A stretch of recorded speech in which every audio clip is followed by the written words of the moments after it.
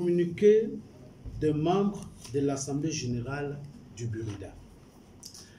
Après l'élection des membres de la nouvelle Assemblée générale le 21 août 2019, le président du conseil d'administration a convoqué l'Assemblée générale annuelle pour le 25 septembre 2019, conformément au décret 2015-271 du 22 avril 2015 fixant les attributions, l'organisation et le fonctionnement du Burida, signé des mains de son Excellence, Monsieur le Président de la République, Monsieur Alassane Ouattara.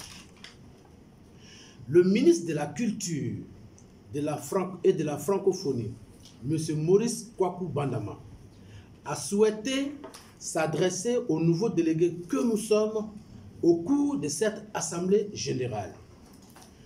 Vu que son calendrier ne lui permettait pas d'y assister, il a fait reporter la date de la dite Assemblée générale au 28 septembre 2019, alors que les textes du Burida ne le lui permettent pas.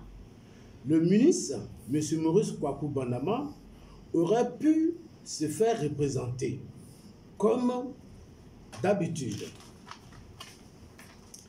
Alors que nous nous organisions pour aller à notre élection à cette nouvelle date, comme par extraordinaire, une décision du juge du tribunal d'Abidjan, à travers une ordonnance, a suspendu cette Assemblée générale consécutive à la plainte de certains collègues conduits par David Tayoro, qui librement avait décidé de ne pas aller à l'élection des membres de l'Assemblée générale du 21 août 2019.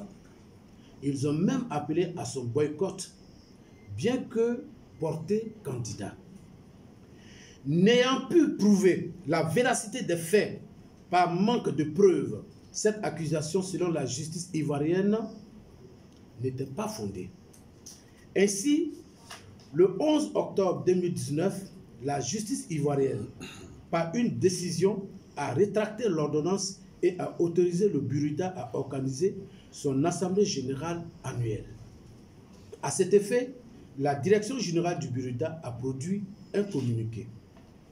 Cette décision de justice a donc confirmé le bon déroulement des élections et a validé de nouveau l'élection des nouveaux membres de l'Assemblée générale du Burida, élus pour un mandat de 4 ans le 21 août 2019.